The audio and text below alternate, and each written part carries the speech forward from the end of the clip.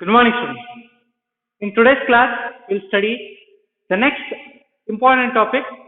Okay, so important entry we'll study, that is compound entry. Okay, so what is that compound entry?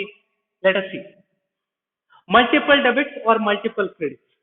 In a particular transaction, if it has been occurred with a multiple debit ಅಥವಾ ಎರಡು debit ಅಥವಾ ಎರಡು credit ಆ ರೀತಿ ನಿಮಗೆ ಬಂದ್ರೆ ಅದಕ್ಕೆ ಅಂತ ಎಂಟ್ರಿಗೆ ನಾವು ಏನಂತ ಹೇಳ್ತೀವಿ ಅಂದ್ರೆ ಕಂಪೌಂಡ್ ಎಂಟ್ರಿ ಅಂತ ಹೇಳ್ತೀವಿ.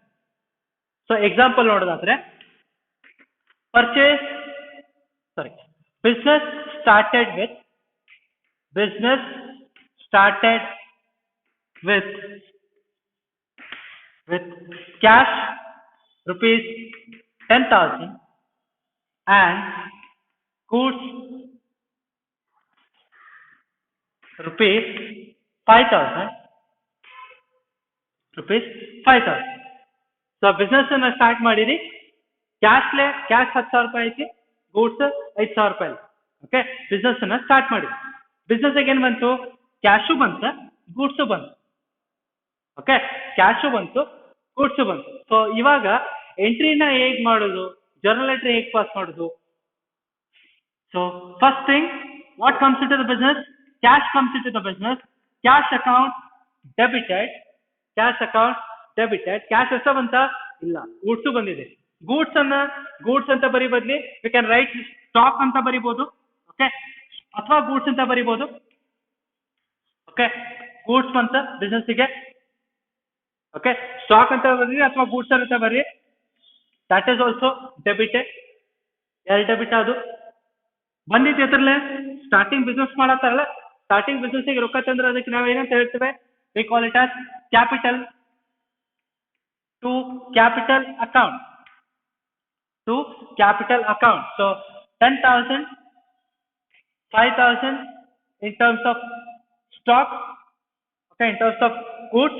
Okay, so what is the total amount? That is 15,000 to the capital. So total capital ಬಂದಿದ್ದು ನಮಗೆ ಎಷ್ಟು? 15,000. So what will be the writing the narration? That is business started with cash and goods.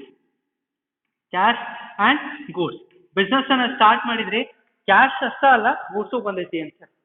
Okay, so this is called a compound entry. ಇಲ್ಲಿ ಎರಡು debit ಒಂದು credit ಬಂತ. Multiple debits or multiple credits ಎಷ್ಟು ಬರುತ್ತೆ? Okay, so that we call it as compound entry. ಅದಕ್ಕೆ compound entry ಅಂತ ಕೊಡ್ತೀವಿ. Okay, compound entry ಅಂತ ಹೇಳ್ತೀವಿ. Okay, so that is regarding the compound entry. So let us move forward to the problem.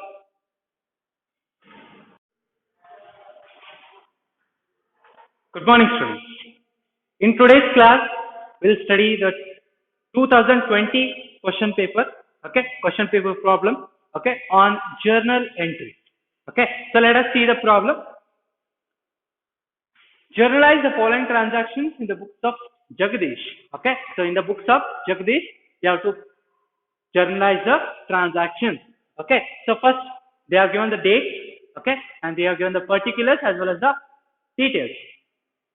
So first, see the first entry, that is started business with cash rupees 1 lakh. Okay, so they have started their business with the cash, that is 1 lakh rupees, Mr. Jagdish. Next one, he has opened an account in SBI rupees 20,000. So he has opened an account, okay, and he has deposited that money in the bank, that is SBI bank. Similarly, see the next one, that is on 6th, he has made a cash purchase of rupees 35,000. So he has made a purchase of goods, okay, that is for cash purpose. Okay, cash basis ಮೇಲೆ ಅವರು purchase ಅನ್ನು ಮಾಡಿದ್ದಾರೆ, that is 35,000. And see the next one, that is on 8th, bought goods from Hemant. They have brought the goods from Hemant. Okay, they have purchased the goods from Hemant, that is 30,000. Okay. Next one, sold goods for cash rupees 40,000. So they have sold the goods, okay, for cash rupees 40,000. They have sold their goods for the cash purpose. Okay, and next one, on 15 sold goods to Purnima. So they have sold the goods to Purnima on credit. Okay, on credit. That means it is a credit transaction. Okay, they have sold it on a credit basis. Rupees 25,000. Next, cash paid to Hemant on account rupees 20,000. So they have paid the cash to Hemant rupees 20,000. So they have paid the cash to Hemant. Why they have paid? Because earlier they have brought goods from Hemant. So that is why they have paid the amount. Next one. Received check from Purnima in full settlement of her account. So we have received a check from Purnima. Namak check bandide. Okay. So from Purnima, okay, in full settlement of his account, the check amount is 24,500 is the amount. Next one, rent paid on 26, rent paid by check. So rent, you have paid a rent, okay, by check. So by check, you have paid the rent. Next one, 28, interest credited to his account. So interest credited to his account at SPI and say that. Okay, so whatever the interest was there, okay, which needs to come from the bank side, okay, so that is interest which is credited to the bank account of the Jagdish itself. Okay, Jagdish account ka bank ke bandide. Okay, own account ka SPI account ke bandide. Next, paid salary rupees 4,000. So we have paid a salary of rupees 4,000. So these are the journal entries they have given, journal transactions they have given. You need to pass these transactions in the journal form. Okay, so let us see how we can solve this particular thing. So see the first thing, that is started business with cash.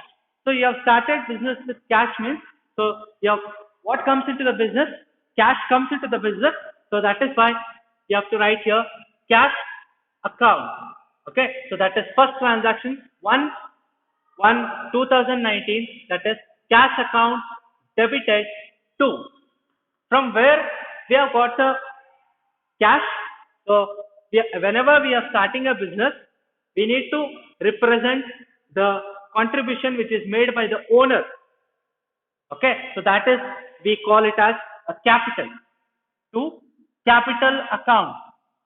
Whenever you are starting a business, okay, whenever you are commencing a business with cash, okay, so cash as well as goods or anything else, okay, you need to substitute the owner contribution as a capital anta torisbe. Okay, so what is the cash they have brought? That is 1 lakh. So 1 lakh, okay, 1 lakh, 1 lakh. So 1 lakh, 1 lakh. You should write the narration of this. Narration bariveka. Enant baritar narration. What will be the narration? That is started business with cash. That's it. Business started with cash. Business started with cash. Okay. Business started with cash. Okay. So after this, narration baradadmele one line hakri. Okay. Ee riti one line hakri. Okay. Similarly, next one node. Next transaction nodri. Opened an account in SBI. ನೀವೇನ್ ಮಾಡಿದ್ರಿ, ನೀವು business ಅಂತೂ start ಮಾಡಿದ್ರಿ. Okay, next transaction next ಥರ್ಡಿಗೆ, okay, that is on 3/1/2019 ಗೆ you open an account. ನೀವು account ನ open ಮಾಡಿದ್ರಿ ಎಲ್ಲೇ? SBI ಅಲ್ಲಿ ಜಗದೀಶ್ ಅಕೌಂಟ್ ಓಪನ್ ಮಾಡಿದ. ಸೊ ಅವಂದೇ ಅಕೌಂಟ್ ಅದ. ಹಾಗಾದ್ರೆ ಅವಂದೇ ಅಕೌಂಟ್ ಎಲ್ಲಿ ರಿಸೀವ್ ಆಯ್ತು? ಕ್ಯಾಶ್ ಅನ್ನ ಕೊಟ್ಟವ. ಕ್ಯಾಶ್ ಅನ್ನ open an account with SBI rupees 20,000 ಅಂತಂದ್ರೆ ಕ್ಯಾಶ್ ತಗೊಂಡು ಹೋಗಿ ಬ್ಯಾಂಕ್ನಾಗ ಇಟ್ಟ, ಅವನ ಅಕೌಂಟ್ ಓಪನ್ ಮಾಡ್ದ. ಹೌದಾ? ಸೊ ಹಾಗಾದ್ರೆ ರಿಸೀವ್ ಮಾಡ್ಕೊಳ್ಳೋದು ಯಾವುದು? Bank.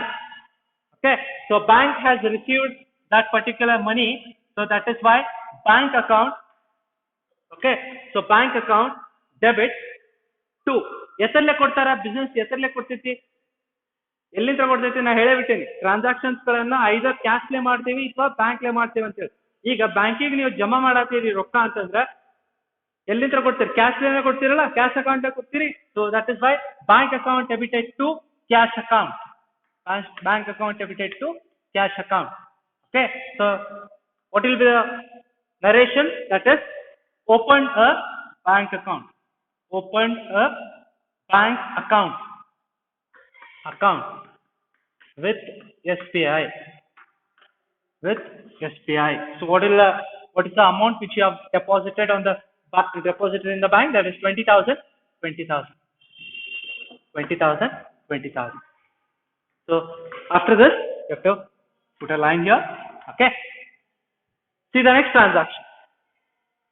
Cash purchases rupees 35,000. Purchase madiri cash ಕೊಟ್ಟು purchase madiri ಅಂತ. Okay.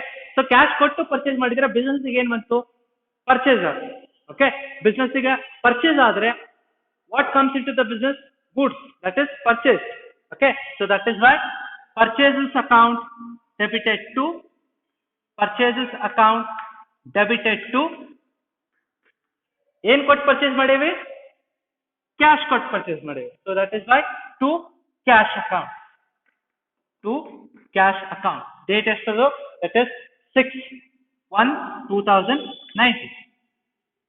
So that is what is the amount which you have purchased? Cash purchases 35,000. 35,000. 35,000. 35,000. 35,000. Write the narration here. What you have purchased? That is purchased goods for cash. Purchased goods for cash. Cash purchases ಅಂತಂದ್ರೆ ಅರ್ಥ goods ಗಳನ್ನ cash ಕೊಟ್ಟು purchase ಮಾಡಿರಿ ಅಂತ ಅರ್ಥ. Okay, so that is the thing here. Next one. See the next one. That is on 8. Bought goods from Hemant. Hemant ಕಡೆ ಅಂತ goods ಗಳನ್ನ ತಂದಿರಿ ಅಂತ ಹೇಳಿ. Okay, so what is the date? That is 8/1/2019. Hemant ಕಡೆ ಅಂತ ಗೂಡ್ಸ್ ಗಳನ್ನ ಖರೀದಿ ಮಾಡೀವಿ ಅಂತಂದ್ರೆ ಬಿಸ್ನೆಸ್ ಗೆ ಏನ್ ಬಂತು? ಖರೀದಿ ಆಯ್ತು. That is purchase. ಯಾರ ಕಡೆ ಅಂತ ಖರೀದಿ ಮಾಡೇವಿ? ಹೇಮಂತ್ ಕಡೆ ಖರೀದಿ ಮಾಡೇವಿ. ಕ್ಯಾಶ್ ಅಂತ ಕೊಟ್ಟಾರ? ಇಲ್ಲ. ಸೊ ಅವ್ರು ಏನು ಕೊಟ್ಟಿಲ್ಲ ಇಲ್ಲ ಕ್ಯಾಶ್ ಅಂತ ಅರ್ಥ. ಹೆಸರು ಕೊಟ್ಟಾರ ಅಂತ ಅರ್ಥ. ಹೆಸರು ಕೊಟ್ಟಾರ ಅಂತ ಅಂದ್ರೆ that is a credit transaction, ಉದ್ರಿ ಟ್ರಾನ್ಸಾಕ್ಷನ್ ಅಂತ ಅರ್ಥ. ಓಕೆ, ಇಲ್ಲಿ ಏನಂತ ಟ್ರಾನ್ಸಾಕ್ಷನ್ ಅಲ್ಲಿ bought goods from Hemant for cash ಅಂತ ಕೊಟ್ಟಿದ್ರೆ ಅವಾಗ ನೀವು ಕ್ಯಾಶ್ ಕೊಟ್ಟು ಪರ್ಚೇಸ್ ಮಾಡಿರಿ ಅಂತ ಅರ್ಥ. ಇಲ್ಲಿ ಬರೇ ಏನು ಕೊಟ್ಟಿದ್ದಾರೆ? ಬಾಟ್ ಗೂಡ್ಸ್ ಫ್ರಮ್ ಹೇಮಂತ್ ಅಂತ ಅಷ್ಟ ಕೊಟ್ಟಿದ್ದಾರೆ. ಗೂಡ್ಸ್ ಗಳನ್ನ ಖರೀದಿ ಮಾಡಿದ್ರಿ ಯಾರ ಕಡೆ ಅಂತ? ಹೇಮಂತ್ ಕಡೆ ಅಂತ ಕೊಟ್ಟಿದ್ದಾರೆ. ಹೌದಾ? ಸೊ ಅದನ್ನೇ ಬರಿಬೇಕು ನೀವು. ಗೂಡ್ಸ್ ಗಳನ್ನ ಏನ್ ಮಾಡಿದ್ರಿ? ಖರೀದಿ ಮಾಡಿದ್ರಿ. ಬಿಸ್ನೆಸ್ ಗೆ ಏನ್ ಬಂತು? ಖರೀದಿ ಆಯ್ತು. So that is purchases. Purchases account debited to ಯಾರ ಕಡೆ ಅಂತ ಖರೀದಿ ಮಾಡಿರಿ? That is from Hemant. Hemant ಕಡೆ ಖರೀದಿ ಮಾಡಿರಿ. So to Hemant. To Hemant account. Okay, ಹೆಸರು ಕೊಟ್ಟಿದ್ರ ಅಂದ್ರೆ ತಿಳ್ಕೊಡ್ರಿ, it is a credit transaction. ಅವ್ರ ಹೆಸರು ಕೊಟ್ಟು ಮತ್ತೆ ಮುಂದೆ ಏನು ಫಾರ್ ಕ್ಯಾಶ್ ಅಂತ ಮೆನ್ಷನ್ ಮಾಡಿಲ್ಲ ಅಂತಂದ್ರೆ it is a credit transaction.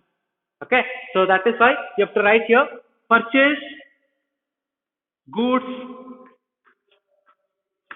on credit from Hemant. From Hemant. Okay, so make a full stop here at the column end. Okay, so 8th adjustment ಆಯ್ತು. Okay, so 8th adjustment ಆಯ್ತು. So after this amount ಬರ್ಕೊಳ್ಳಿ. that is what is the amount which you have purchased from Hemant?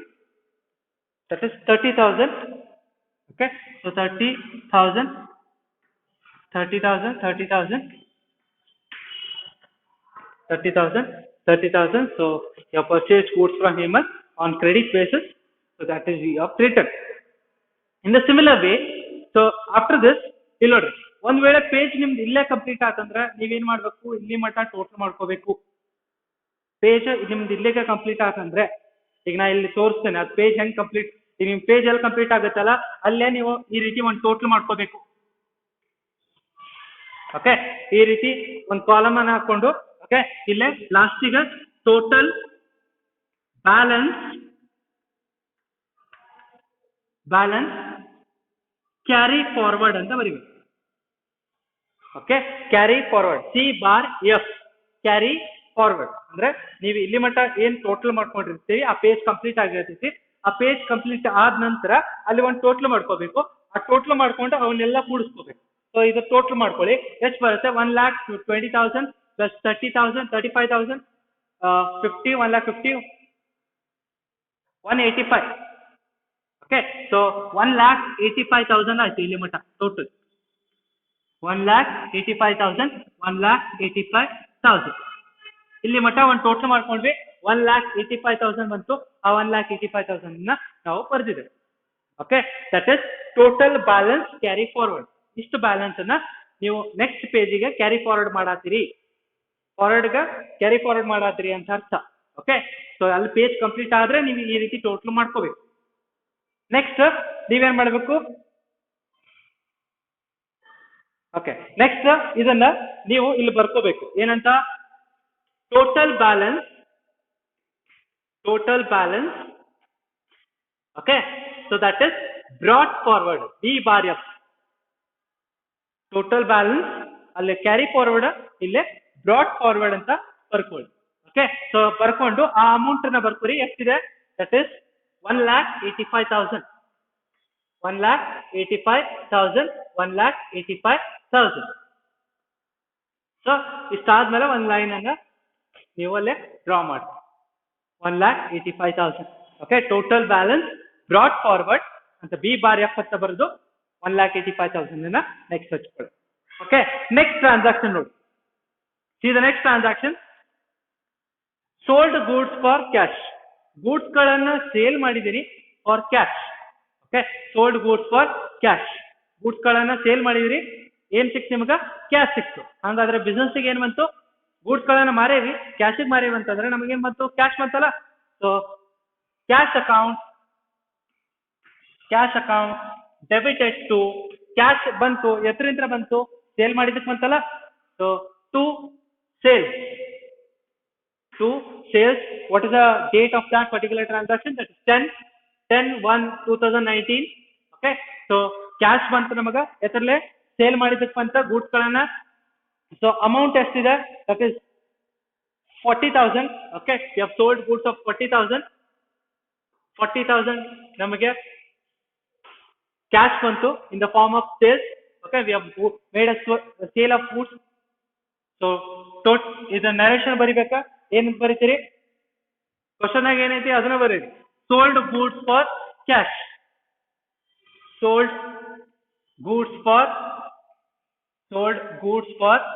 Cash. Okay, goods ಗಳನ್ನ sale ಮಾಡಿದ್ರಿ, cash ಬಂದೈತಿ ಅಷ್ಟ. Okay, so that is regarding that particular transaction. Next transaction. See the next transaction. Sold goods to Purnima on credit, rupees 25,000. So you have sold the goods to Purnima on credit basis, okay, of rupees 25,000. Okay, ಇಲ್ಲಿ ನೋಡ್ಕೊಳ್ಳಿ. Sale ಮಾಡಿರಿ ಯಾರಿಗೆ? Purnima on the credit. So what will be the journal entry? Journal entry ಏನಾಗುತ್ತೆ? So ಈಗ ನೀವು sale ಮಾಡಿದ್ರೆ ಅಂದ್ರೆ receive ಮಾಡ್ಕೊಳ್ಳೋ ಪೂರ್ಣಿಮಾ. ಸೊ ಹಾಗಾಗಿ Purnima account debited to Purnima account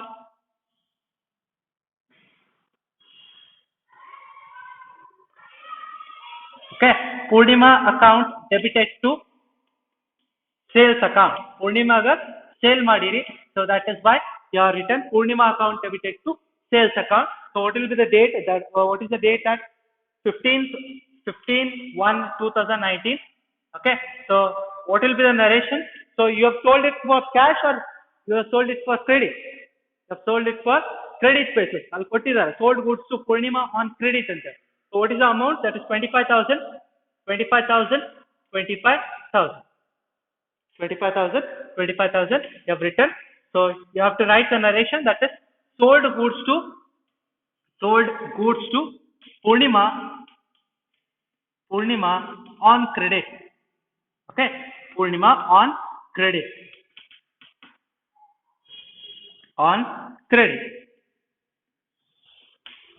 Sold goods to Purnima on credit. Okay, so that transaction is over. See the next transaction. Cash paid to Hemant on account. Cash ಅನ್ನ pay ಮಾಡಿರಿ. ಯಾರಿಗೆ pay ಮಾಡಿರಿ? Hemant pay ಮಾಡಿರಿ. So what will be the entry? That is entry ಏನಾಗುತ್ತೆ ನೋಡಿ, cash paid to Hemant. So cash receive ಮಾಡ್ಕೊಳ್ಳೋರು ಯಾರು? ಹೇಮಂತ್. ಕೊಟ್ಟಿದ್ದು ಯಾವುದು? Cash account. So Hemant account debited to cash account. Hemant account debited to cash account. ಎತ್ತರಲ್ಲೇ ಕೊಟ್ವಿ, ಕ್ಯಾಶ್ಲೆ ಕೊಟ್ವಿ. ಹೇಮಂತ್ಗೆ ಕ್ಯಾಶ್ ಅನ್ನ ಕೊಟ್ವಿ. So what is the date of that particular transaction? That is 18/1/2019. Okay, so what is the amount which you have paid? That is 20,000.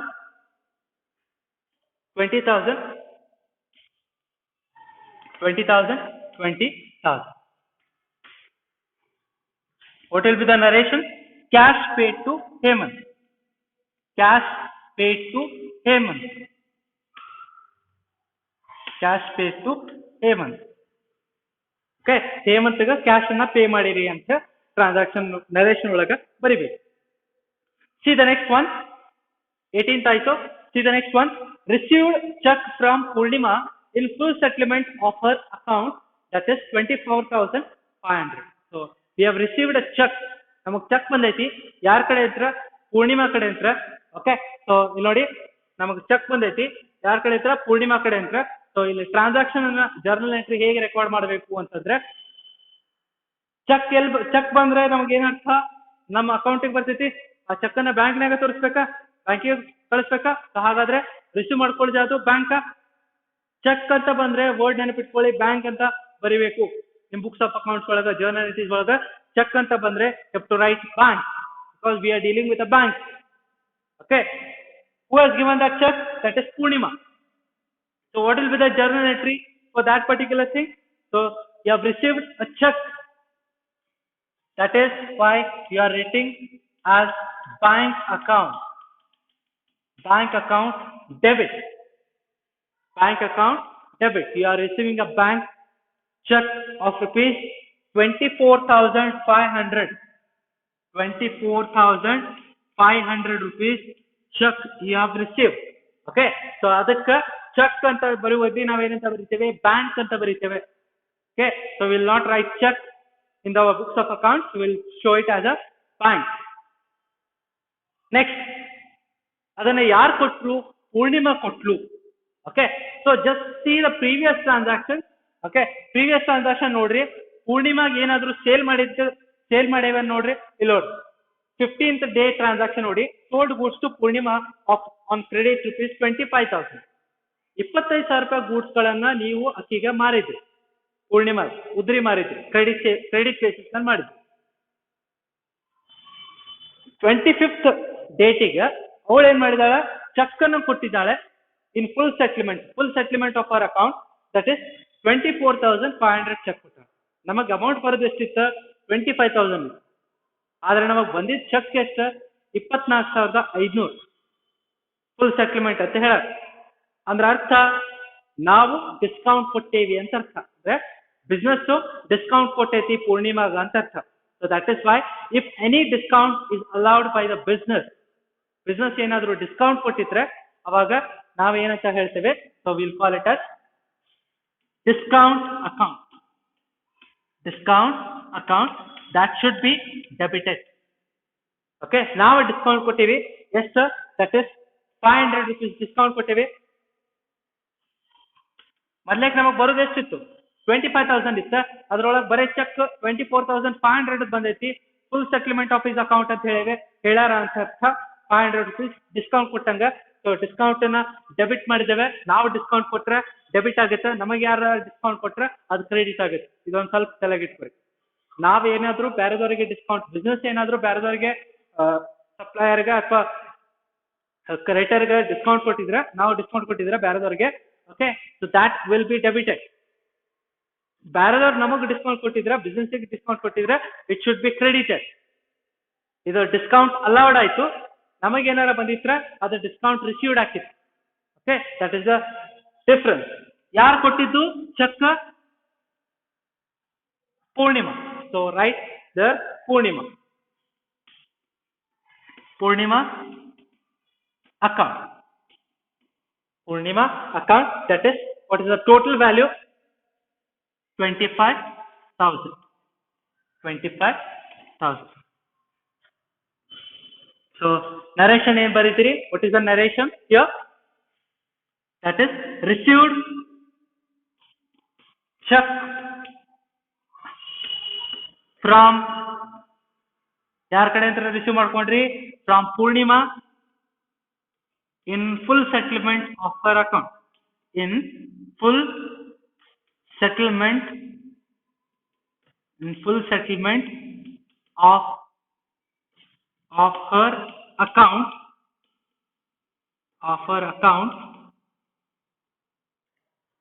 and discount allowed discount na allow ಮಾಡಿದ್ರಿ discount na ಕೊಟ್ರೆ ಈಗ okay so discount allowed. Okay, so this is the transaction that date. What is the date? That 25/1/2019. Okay, so 25/1/2019. So ಈ ಎಂಟ್ರಿಗೆ ನಾವು ಏನಂತ ಹೇಳ್ತೇವೆ, ಎರಡು debit ಒಂದು credit ಬಂತಲ್ಲ, so that entry we call it as compound entry ಅಂತ ಹೇಳ್ತೇವೆ.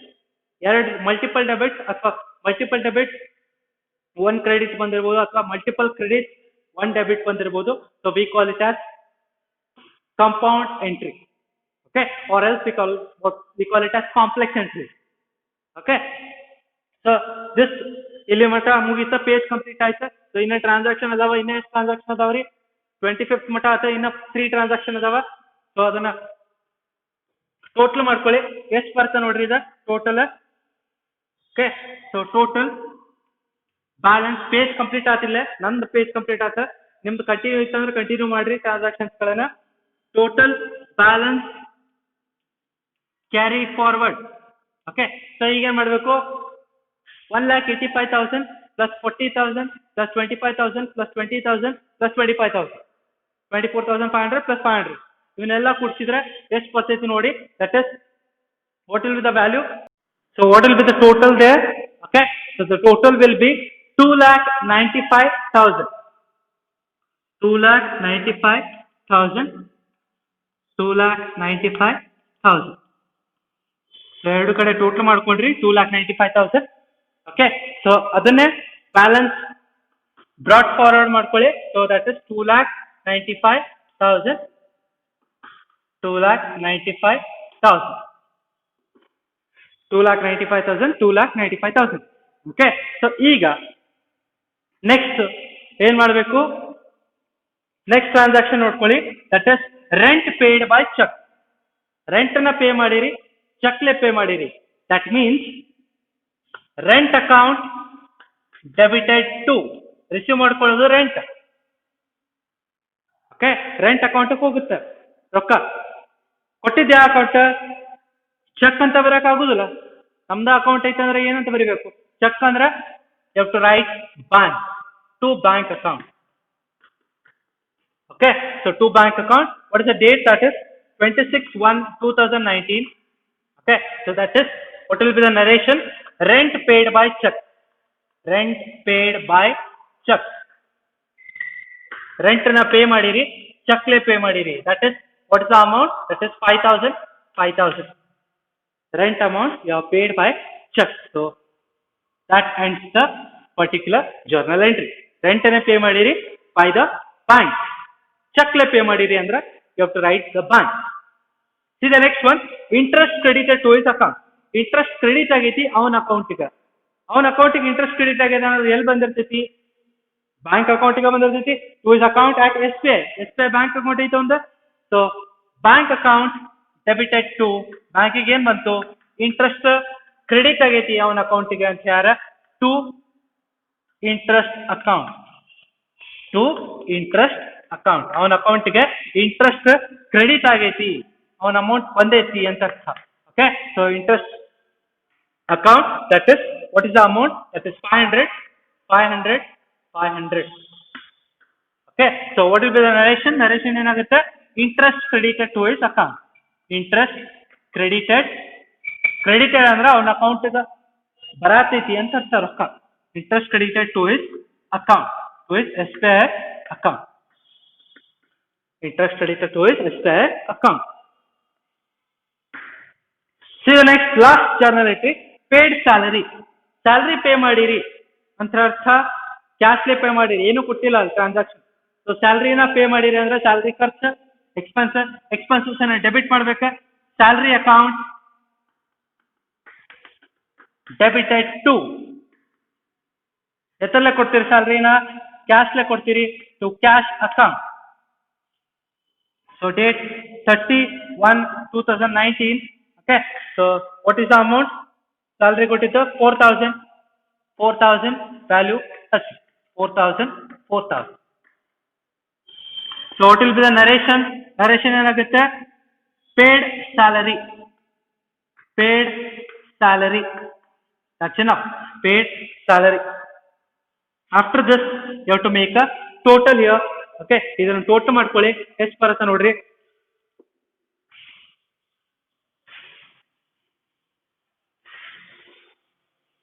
ಎಲ್ಲ ಟ್ರಾನ್ಸಾಕ್ಷನ್ ಕಂಪ್ಲೀಟ್ ಆದ್ಮೇಲೆ you have to make a total of this.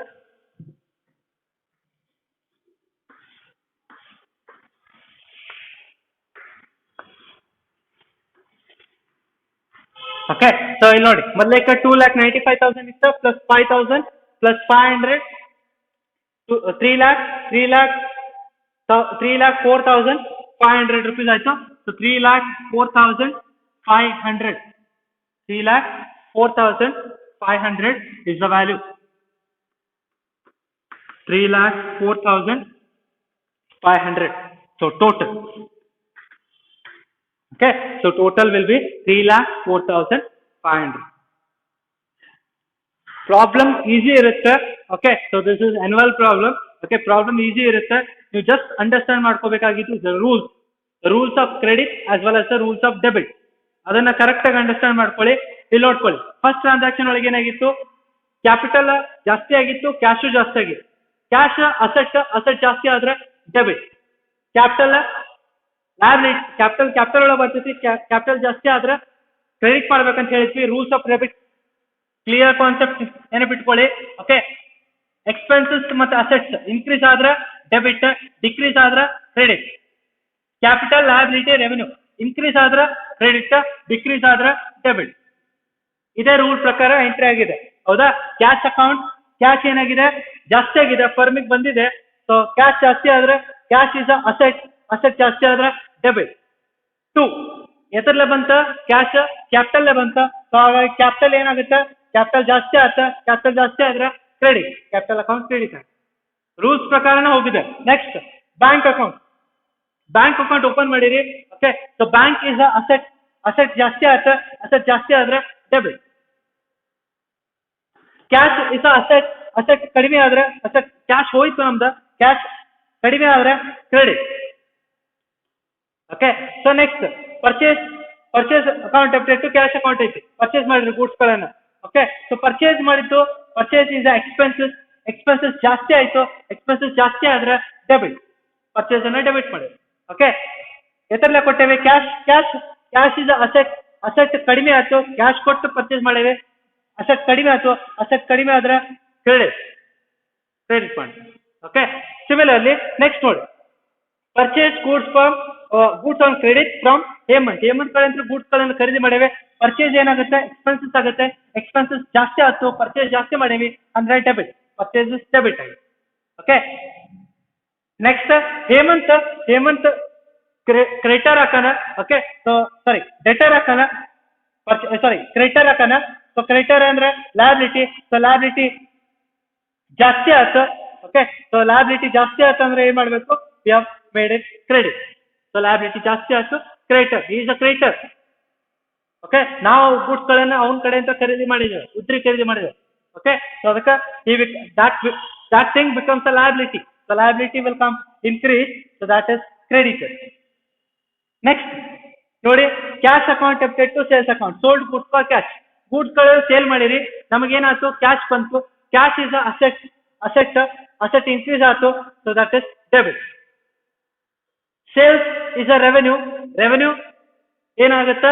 Revenue ಜಾಸ್ತಿ ಆಗಿತ್ತ, that is credit. Sales credit ಆಗಿದೆ. Next Purnima account debited to sales account, that is sold goods to Purnima on credit. Goods ಗಳನ್ನ sale ಮಾಡಿರಿ ಪೂರ್ಣಿಮಾಗ. Okay, ಇಲ್ಲಿ ನೋಡ್ಕೊಳ್ಳಿ, Purnima is a debtor for us. ನಾವು sale ಮಾಡಿದ್ದೇವೆ. ಓಕೆ, ನಾವು ಸೇಲ್ ಮಾಡಿದ್ದೇವೆ, ಉದ್ರಿ ಸೇಲ್ ಮಾಡಿದ್ದೇವೆ. Purnima is a debtor for us. Debtor ಅಂದ್ರೆ ಇಟ್ ಕಮ್ಸ್ ಇನ್ ಅಸೆಟ್ ಜಾಸ್ತಿ ಆಯ್ತು ಅದಕ್ಕೆ ಡೆಬಿಟ್ ಮಾಡಿ. ಯಾರಿದ್ರೆ ಜಾಸ್ತಿ ಆಯ್ತು, ಪೂರ್ಣಿಮಾ ಇದ್ರೆ ಜಾಸ್ತಿ ಆಯ್ತು, so that is why we have debited. She is a deter. Okay, sales account, sales is a revenue ಒಳಗೆ ಬರ್ತೈತಿ ಸೇಲ್ಸ್. ಸೊ ರೆವೆನ್ಯೂ ಜಾಸ್ತಿ ಆಯ್ತು, ರೆವೆನ್ಯೂ ಜಾಸ್ತಿ ಆಗಿದ್ದಕ್ಕೆ ಕ್ರೆಡಿಟ್ ಮಾಡಿ. Next Hemant account debited to cash account, cash pay to Hemant. ಹೇಮಂತಿಗೆ cash pay ಮಾಡಿರಿ. Okay, ನೀವು ಕ್ಯಾಶ್ ಪೇ ಮಾಡಿರಿ ಅಂದ್ರೆ ಅರ್ಥ ಅದು ಪೇಮೆಂಟ್. ಓಕೆ, ಸೊ ಪೇಮೆಂಟ್ ಮಾಡಿರಿ ಯಾರಿಗೆ? ಕ್ಯಾಶ್ ಅಸೆಟ್ ಡಿಕ್ರೀಸ್ ಆಯ್ತು, ಅಸೆಟ್ ಡಿಕ್ರೀಸ್ ಆಗಿದ್ದಕ್ಕೆ ಅದನ್ನ ಕ್ರೆಡಿಟ್ ಮಾಡಿ. ಯಾರಿಗೆ ಗೊತ್ತಾ? ಹೇಮಂತ್ ಗೊತ್ತಾ? ಬಿಕಾಸ್ ನಾವು ಹೇಮಂತ್ ಕಡೆಯಿಂದ ಗೂಡ್ಸ್ ಗಳನ್ನ ಖರೀದಿ ಮಾಡಿದ್ವಿ, ಸೊ ಅವನ ಅಕೌಂಟ್ಗೆ ಡೆಬಿಟ್ ಆಯ್ತು. ಓಕೆ, ನೆಕ್ಸ್ಟ್ ಏನಿತ್ತು? Received the cash, received cheque from Purnima ಕಡೆ ಅಂತ ಚೆಕ್ ಇಸ್ಕೊಂಡಿದ್ವಿ. ಸೊ ಚೆಕ್ ಬಂದಿತ್ತು, that is in full settlement of his account and discount allowed. So ನಮಗೆ ಪೂರ್ಣಿಮಾ ಕಡೆ ಅಂತ ಚೆಕ್ ಬಂದಿತ್ತು. ಬ್ಯಾಂಕ್ ಇಸ್ ಅಸೆಟ್ ಜಾಸ್ತಿ ಆಯ್ತು, ಚೆಕ್ ಬಂದೈತೆ ಅಂದ್ರೆ ಬ್ಯಾಂಕಿಗೆ ರೊಕ್ಕ ಬಂತು, ಸೊ ಜಾಸ್ತಿ ಆದ್ರೆ ಅದ್ರ ಅಕೌಂಟ್ ಅನ್ನ ಡೆಬಿಟ್ ಮಾಡಿ. ಡಿಸ್ಕೌಂಟ್ ಅನ್ನ ನಾವು ಕೊಟ್ಟೇವೆ, discount allowed. So discount allowed ಅನ್ನ ನಾವು ಕೊಟ್ಟೇವೆ, so that is why it is debited. Discount allowed. Okay, so discount allowed ನಾವು ಮಾಡಿದ್ದು, so that is why we have debited that particular transaction. Next, Purnima is a debtor for us. So debtor ನಮಗೆ ರೊಕ್ಕ ಕೊಟ್ಟು, so debtor is a asset. Okay, so she has paid the amount, so that is why we have recorded that particular transaction. And then see the next one, that is rent account debited to bank account. So rent account debited to bank account. So rent ಕೊಟ್ವಿ, rent is a expense, expenses ಜಾಸ್ತಿ ಆಯ್ತು, debit ಮಾಡೇವಿ. Next ಎತ್ತರ್ಲ ಕೊಟ್ಟಿವಿ, bank ಕೊಟ್ಟಿವಿ, bank balance ಕಡಿಮೆ ಆಯ್ತು, so that is why it is credit.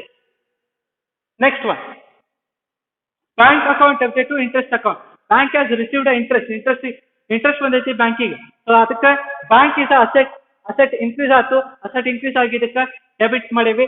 Okay, bank account debited. So ಕೊಟ್ಟಿದ್ದೆ account interest account. Okay, interest ಬಂದೈತಿ, ನಮ್ಮ ಅಕೌಂಟ್ ಕ್ರೆಡಿಟ್ ಆಗೈತಿ, so that is why the transaction it is credited. Next salary is a expense for us. Expenses ಜಾಸ್ತಿ ಆಗೈತಿ, expenses ಜಾಸ್ತಿ ಆದ್ರೆ ಅದನ್ನ debit ಮಾಡೇವಿ, ಸ್ಯಾಲರಿ ಅಕೌಂಟ್ ಡೆಬಿಟ್ ಮಾಡೇವಿ. ಕೊಟ್ಟಿದ್ದ ಕ್ಯಾಶ್ ಅಕೌಂಟ್, ಕ್ಯಾಶ್ ನಮ್ದು ಅಸೆಟ್ ಕಡಿಮೆ ಆಯ್ತು, so that is Y credit. Okay, so these are recorded as per the rule of the debit as well as credit. ನೀವು ಸಿಂಪಲ್ ಆಗಿ ಮಾಡಬಹುದು. Okay, but still you need to follow the rule. I hope you people understand this. Thank you.